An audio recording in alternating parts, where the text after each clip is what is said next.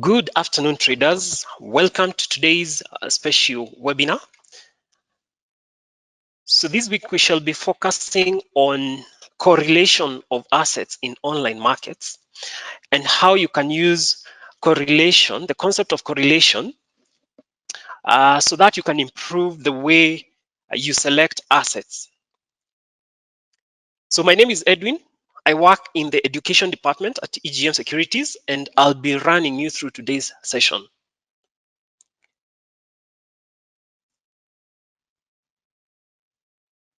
So when we talk about correlation, we are basically trying to look at financial instruments that tend to have a relationship in terms of how price moves. So we are therefore trying to establish asset correlation and how price of different financial instruments move in relation to each other, so that we can that can inform our decision as to what assets we will pick as we trade. So to become an effective trader, you need to understand how your entire portfolio is, in order to establish whether there is sensitivity in some of the assets that you choose to select. So you need to establish whether there's a relationship between one asset and the other in terms of how price moves, so that if you're to get into more than one trade, then you can avoid situations where you will expose yourself to a huge amount of risk. So this is particularly so when trading currencies, since some of the currencies tend to be related in a way. So once you are aware of these correlations, then you can better determine how to construct your overall portfolio and mitigate risk, or try to reduce the risk.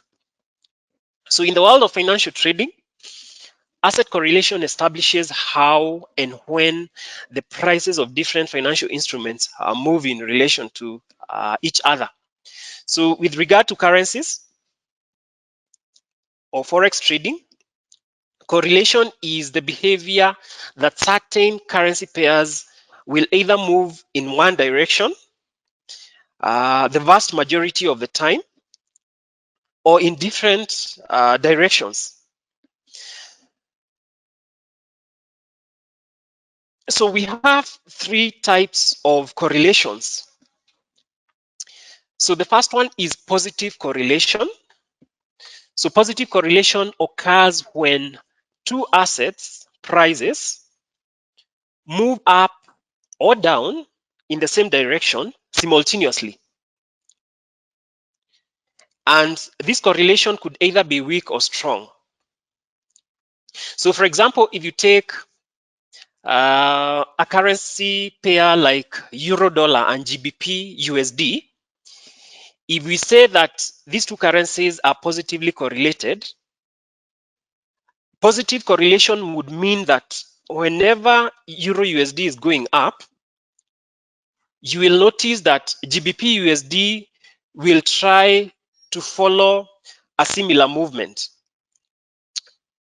When Euro USD is, on the other hand, moving downwards, again, you will notice that GBP USD might try to trail the movement in Euro dollar. The next type of correlation is called negative correlation. So negative correlation is a case where you'd have two assets moving in the opposite direction. So if we say that two assets are negatively correlated, it means that when asset A is moving upwards, asset B will in most cases be moving downwards. The price of asset B will in most cases be moving downwards. On the other hand, when the price of asset A is moving downwards, again, you will find that the price of asset B will be moving upwards. So that is what we call negative correlation. This is when, or this is where you'd have an asset moving up or down, while the other is moving in the opposite direction. Then majority of the assets have no correlation at all. So when there is no correlation, movement of one asset is not dependent on the other, or there's no similarity as to how prices may move. So if there's no similarity in terms of price movement between several assets, then we would say that there's no correlation. The level of correlation is measured in terms of percentage.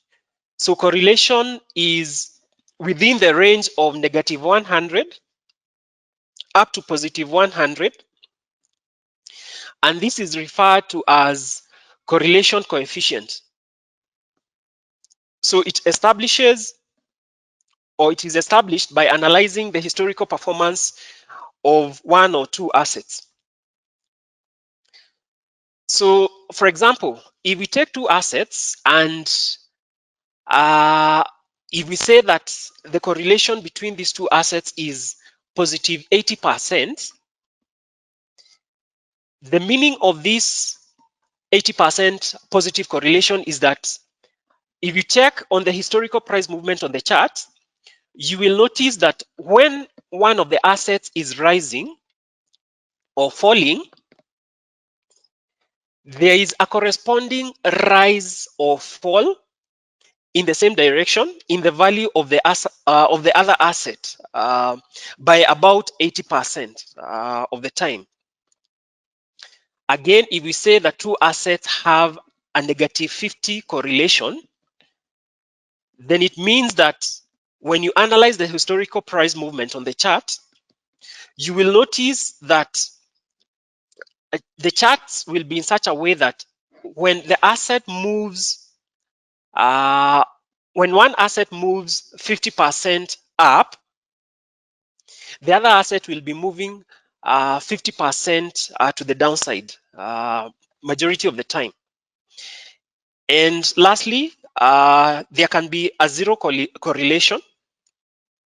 So when the correlation is zero or close to zero, then it means that there is no noticeable relationship between how the price of those two assets move. Please note that the fact that there exists correlation in the market on average over a given period of time, this does not mean that this correlation will last forever. So there are some periods where you may notice this correlation happening quite evidently, but in some cases it might fade away. So it is good to know when that correlation is existing so that you can take advantage of that correlation in order to help you to improve on your results.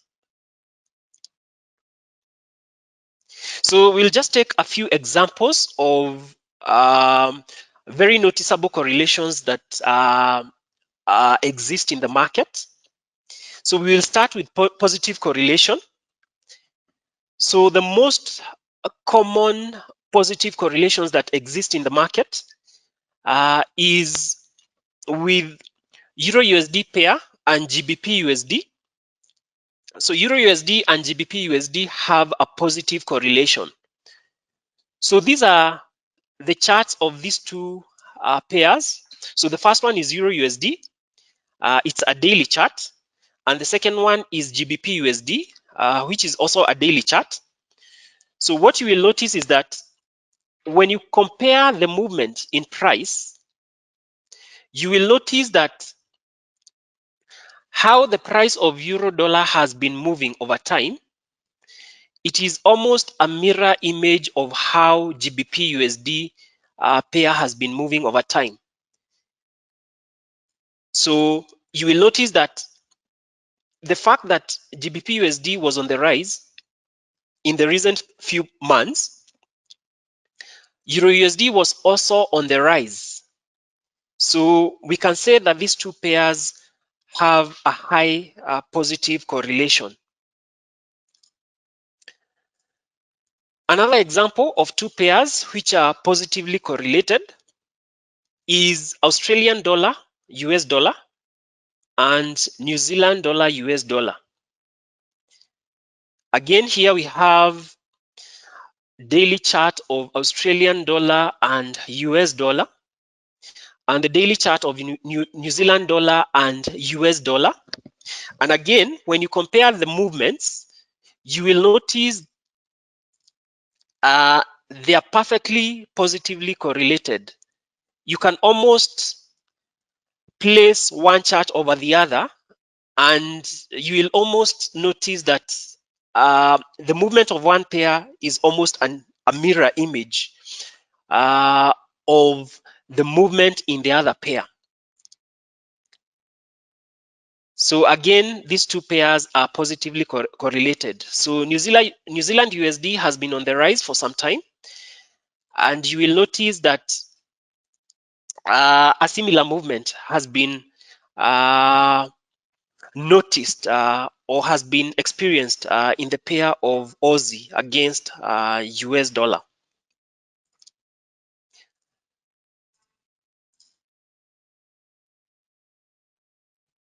Then the other example is for negative correlation. So Euro USD is negatively correlated with USD Swiss franc. So the first chart is the chart of Euro USD on a daily time frame. And the second chart is the chart of USD Swiss franc. Again, a daily time frame chart.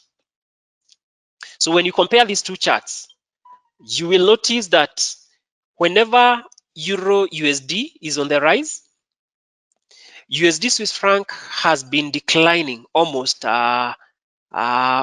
perfectly.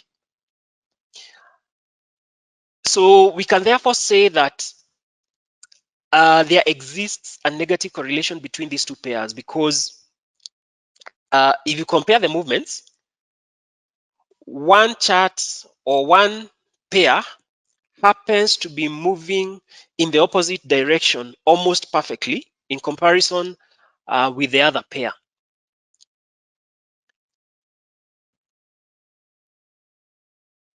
We have another example of a negative correlation. So this is another example of a negative correlation. So here we are comparing US dollar, Canadian dollar against the price of oil.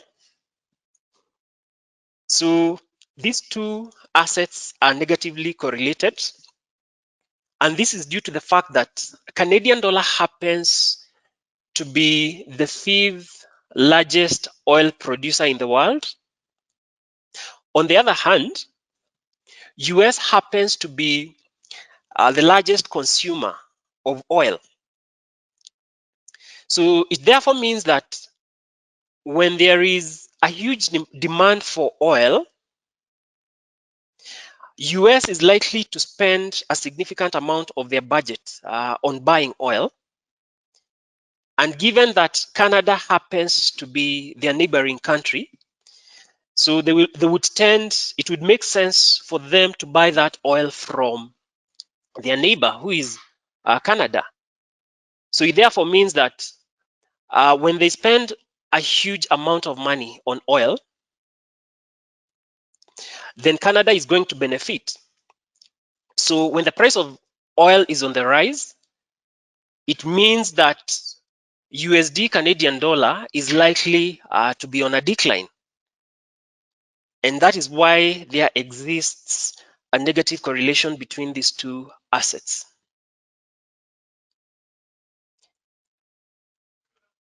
Then we have a positive correlation. So this is another example where we are comparing the chart of Australian dollar, US dollar against the price of gold. So Australia happens to rely so much on mining. So Australia heavily depends on mining metals. So metals such as gold, iron, silver are mined in Australia. So it sells most of its metals to other countries. So depending on how the prices of metals are performing in the world financial markets, there might seem to be a correlation between how gold would perform against Australian dollar, US dollar. So in this particular case, you will notice that when the price of gold is on the rise, you will notice that Australian dollar, US dollar is also likely to be on the rise. And this is due to the fact that when the prices of metals are on the rise, it therefore means that Australian economy is likely to perform better because they are going to get a higher foreign exchange when they sell their metals to other countries.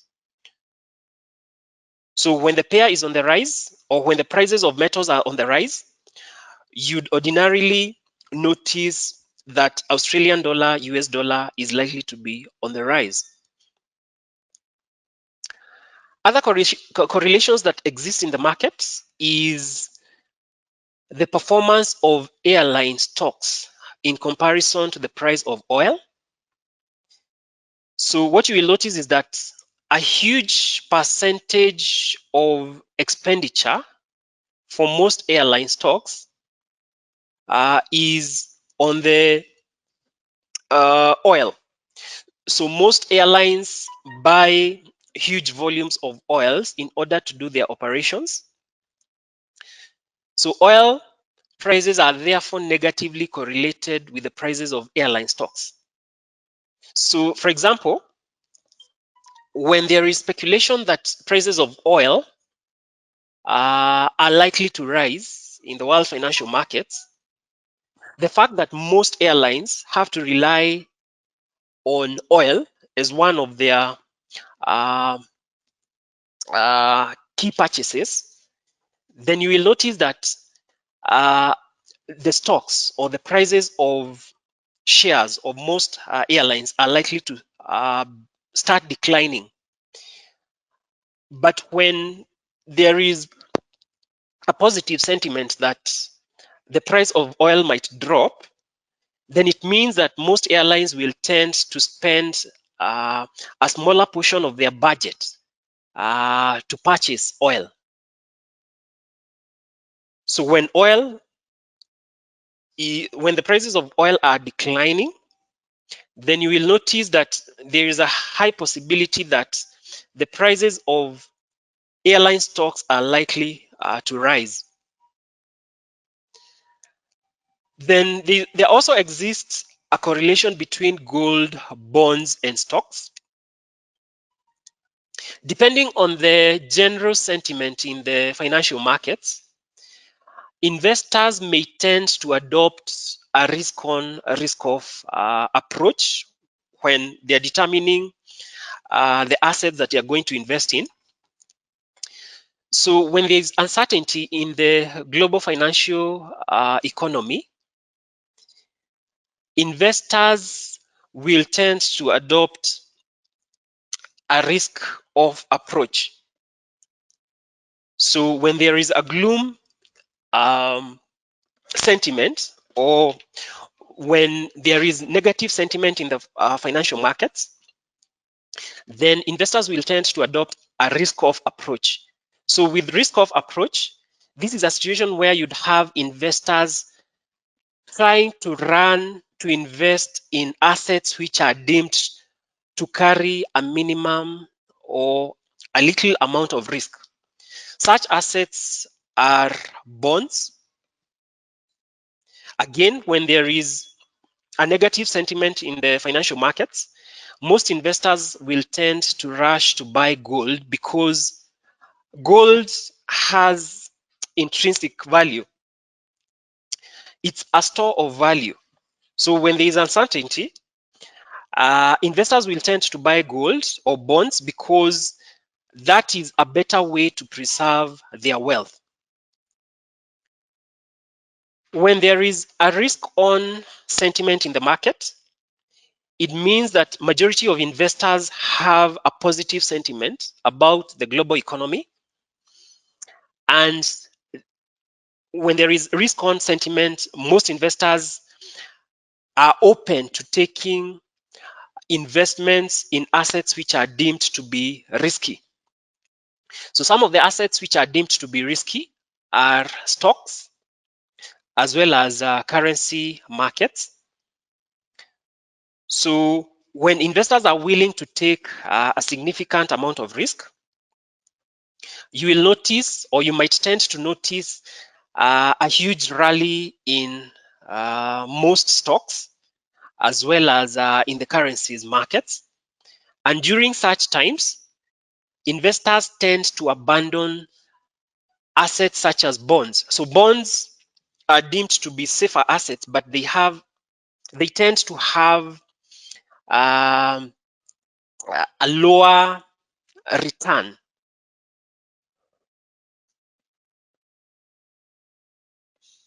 So this is an example. This is an illustration of a comparison between oil prices and the prices of airline stocks. So you'll notice that when the price of oil is on the rise, you will notice that prices of airline stocks tend to be on a decline. So there is negative correlation between these two instruments.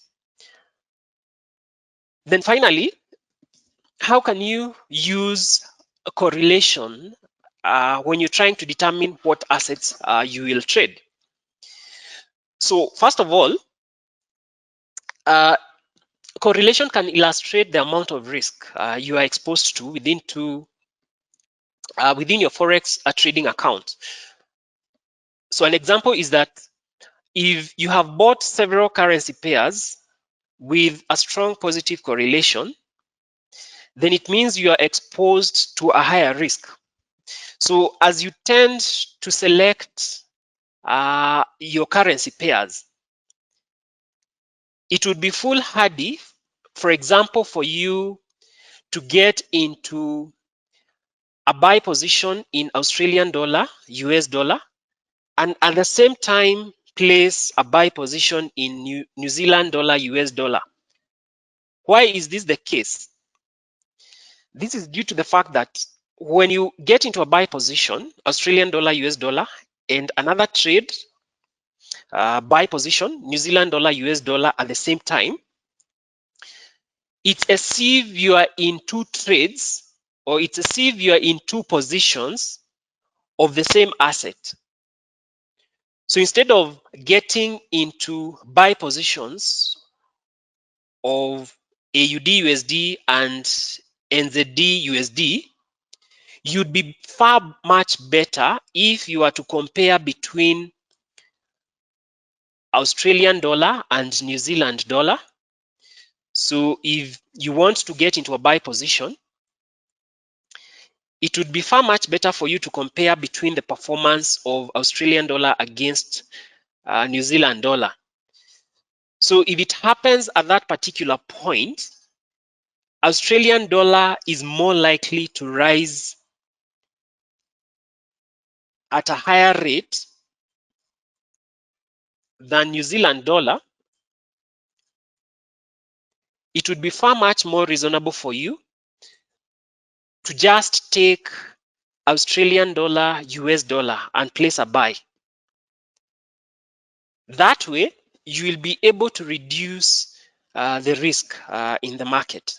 Because if you happen to be wrong, then it means that if you have placed both trades at the same time, you've actually doubled your loss, or the potential to double your loss is far much more possible.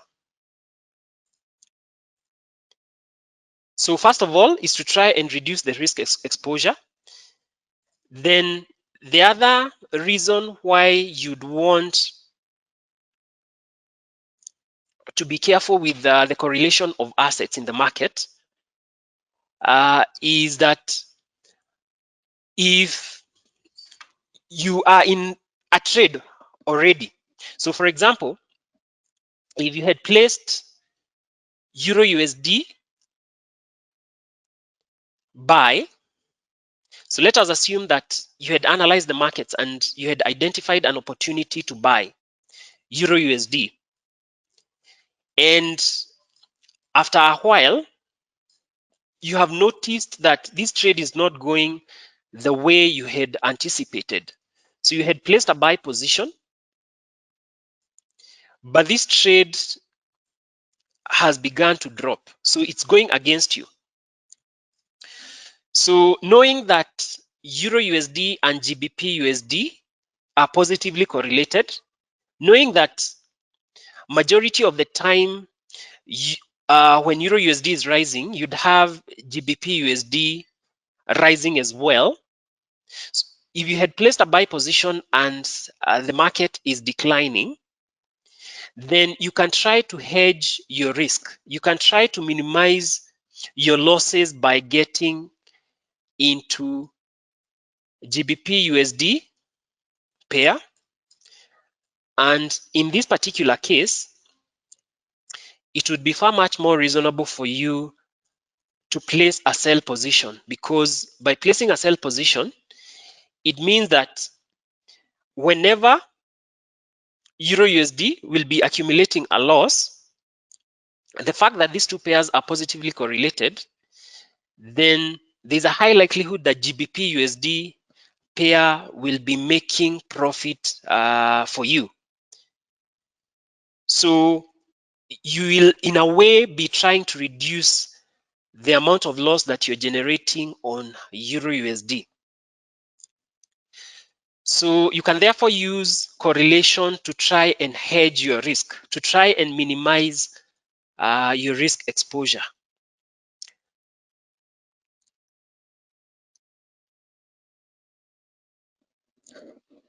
So understanding correlations can allow you to hedge or diversify your exposure in the forex market, and that will help you to reduce the amount of risk you're exposed to.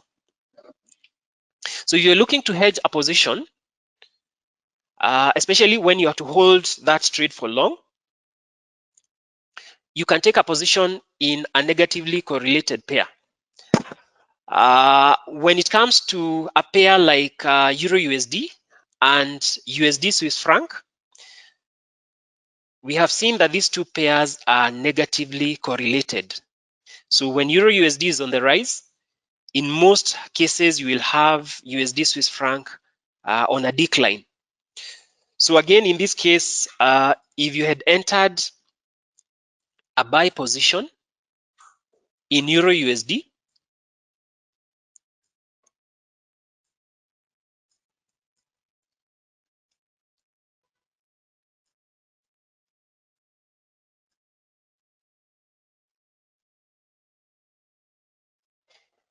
and this pair is accumulating a loss, so if the price is on a decline, the fact that USD Swiss franc is negatively correlated to Euro USD, then you may decide to take a buy position in USD Swiss franc, because these two pairs are negatively correlated. So when you place a buy trade in USD Swiss franc, you will notice that you can be able to reduce some of the loss that you might incur in Euro USD.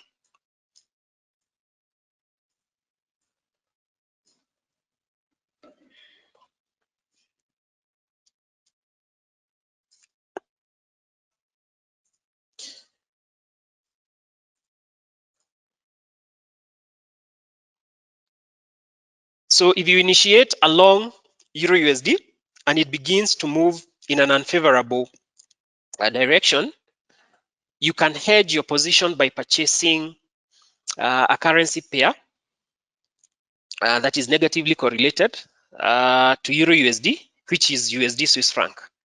And that way, you can be able to enhance or you can try to balance your portfolio. So that brings us to the end of today's session. So I'll now open the floor for any questions that you might have.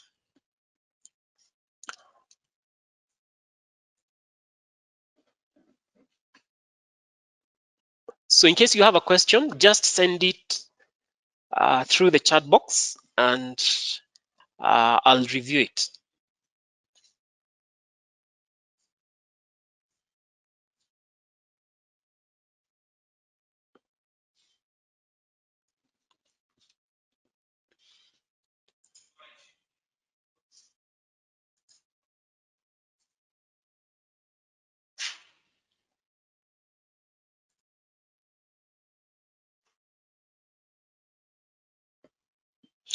So Eric, you're asking what is hedging a position.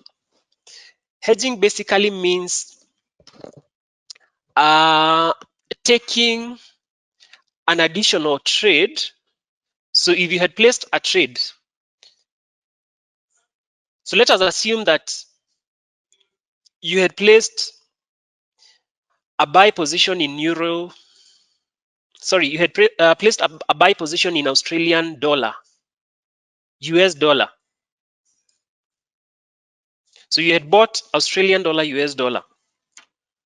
So hedging would be when you notice that that trade is not going well, you can try to put another trade that is related to Australian dollar, US dollar, but you trade in the opposite.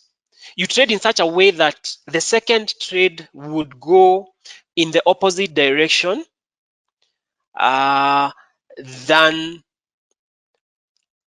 the way the first trade is going.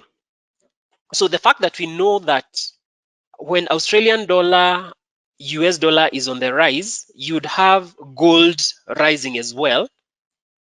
So we have seen that when gold is rising, you'd have Australian dollar, US dollar rising. So if you had placed a buy position in Australian dollar, US dollar, but the trade does not go the way we had expected, so if this trade is accumulating a loss, the fact that we know that Australian dollar, the fact that we know that gold is more likely to be on the rise when AUD USD is on the rise, in this particular case, you can then add another trade of gold. So in this case, if this trade is accumulating a loss and you had bought it, then you may decide to place a sell position in gold, because the fact that a vast majority of the time prices go in the same direction, and you had placed a buy, you had anticipated that this pair is likely to rise, and it has disappointed you. If you place a sell position in gold, then it means you're doing the opposite of what you had done in the first place. So whenever you're accumulating loss in Australian dollar, US dollar, you will be accumulating a profit in gold. So in a nutshell, it's trying to reduce the loss of your first trade by placing an additional trade that is related to the first trade. So in this case, when you retain these two positions, when AUD USD is accumulating loss, gold will be most likely accumulating profit for you, and you can be able to reduce some of the loss that you're accumulating in AUD USD. So you can eventually close this trade with some level of profit, and you will have improved your position, your overall position in your account. So in a nutshell, hedging is basically adding an extra trade of an asset which has some level of correlation on the first trade to try and improve the status of your portfolio.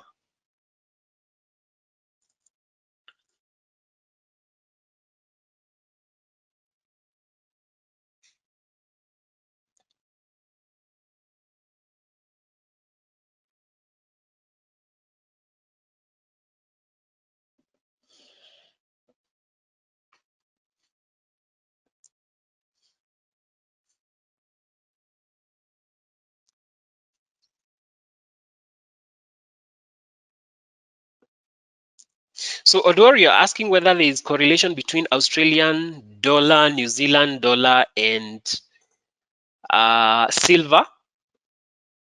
Um, there's no correlation, Odor, as far as I know. The only strong relation that I know of is Australian dollar, US dollar against gold. But as for silver against Australian dollar, New Zealand dollar, there's no correlation between those two.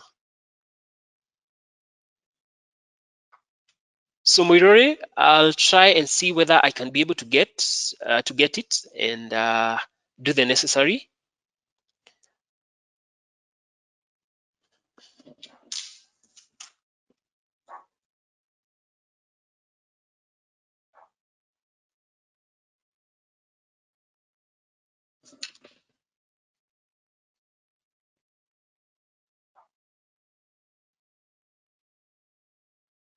So Momanyi, you're asking how you determine there is correlation.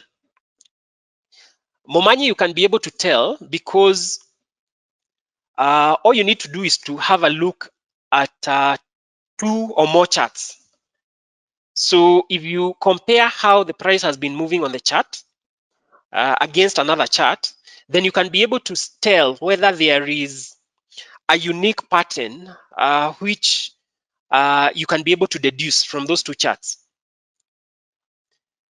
So it's just a matter of comparing the chart to be able to tell whether you can identify unique unique formations on those patterns which show a relationship between both.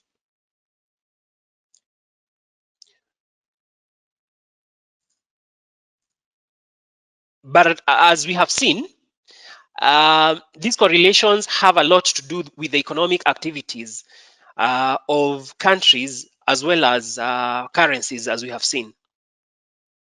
So we have said that gold is correlated to Australian dollar, US dollar, because Australian economy depends a lot on mining activity. And the fact that they mine metals, it means that they are going to export those metals to the global economy. So if they are selling more of their metals at a certain period in time, then it means that they are going to get a higher foreign exchange. And that would also have, or it would determine how the price of gold will perform. The same case with oil.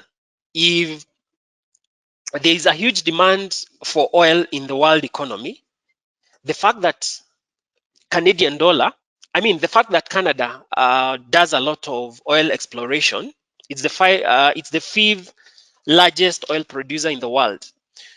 So it means that the demand for its oil is going to be on the rise.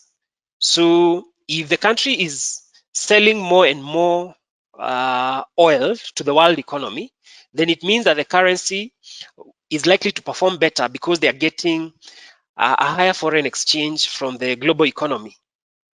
So if the Canadian dollar is on the rise, it means that the price of oil will also be on the rise due to that relationship between those 2 assets.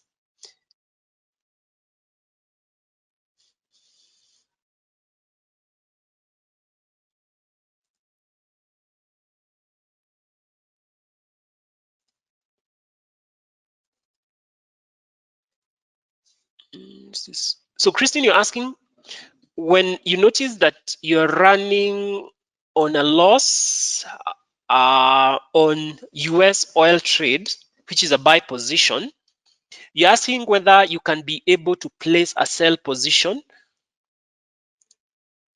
on the same asset to try and hedge. Yeah, so Christine, on our platform, you can be able to hedge your trade against, you can be able to have two opposite positions. You can have two opposing positions of the same asset, if that is what you mean, Christine, to try and reduce the loss of one trade by placing a trade in the opposite direction of the same asset. So you can be able to do that, Christine.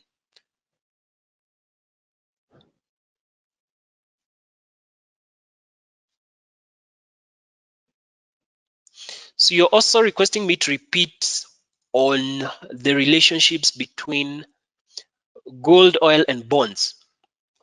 So when it comes to these assets, I stated that when there is uncertainty in the world economy,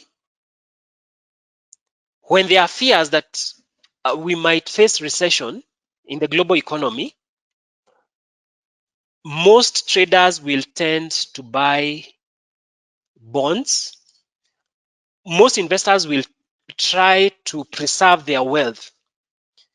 So in an effort to preserve their wealth, they will in most cases rush to buy in assets which are deemed to be good in preserving wealth. And these assets tend to be gold and bonds. So when there is uncertainty, most investors will tend to buy either gold or bonds because they are deemed to be safe.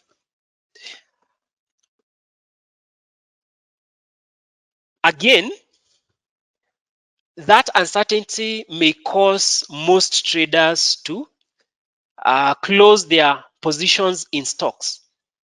So shares tend to be quite risky because they are tied to companies. So when the global economy is deemed to be on a decline, it means most companies will not perform well in the near future. So that is why you'd have most investors uh, liquidating their positions in stocks, and they will tend to buy into gold as well as bonds. The opposite is true when there is positive sentiment. So when there is positive sentiment in the global economy, it means that most businesses are likely to thrive. So if businesses are likely to thrive, most investors will be more keen to take more risk and buy stocks, and they will tend to abandon instruments such as bonds because bonds tend to be quite safe. It is safe to invest in bonds, but they attract a small amount of return. So they attract a small amount of return. So depending on the sentiment that is prevailing in the world economy, uh, when there is positive sentiment, you might notice a huge rally in the financial markets, and bonds will tend to perform poorly because most investors have abandoned accumulating positions in bonds between those set of assets.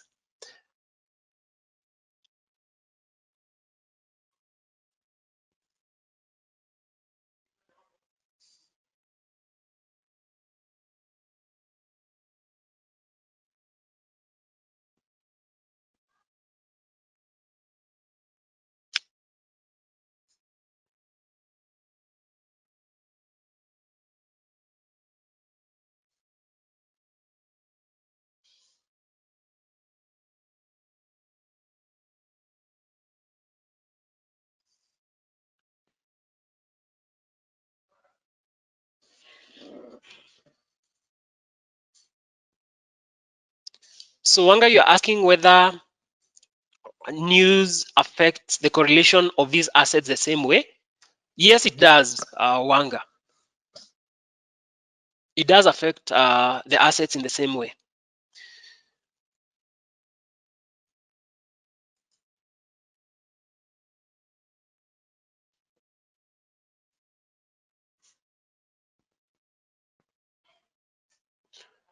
So those are the only questions that I've been able to see from your end. So I hope you've been able to learn something. And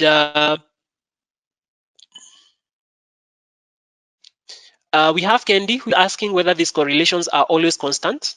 Candy, I don't know what you mean exactly, but as I stated earlier, there are some seasons when you might notice these correlations happening, but it does not mean that it happens all the time. As you might be well aware, markets are quite seasonal. So I've just taken a few correlations which happen most of the time, but it does not mean that it has to happen all the time. For some seasons, you might notice a very evident correlation between these assets, but it does not mean that it would happen all the time. It's just for some seasons. So with that, I wish to thank you all for finding time to attend today's session. And I hope you've been able to learn something. And I hope you'll be in a position to apply the same in your trading. So I wish you all a very pleasant afternoon, and I look forward to interacting with you in our future sessions. So enjoy the rest of your afternoon.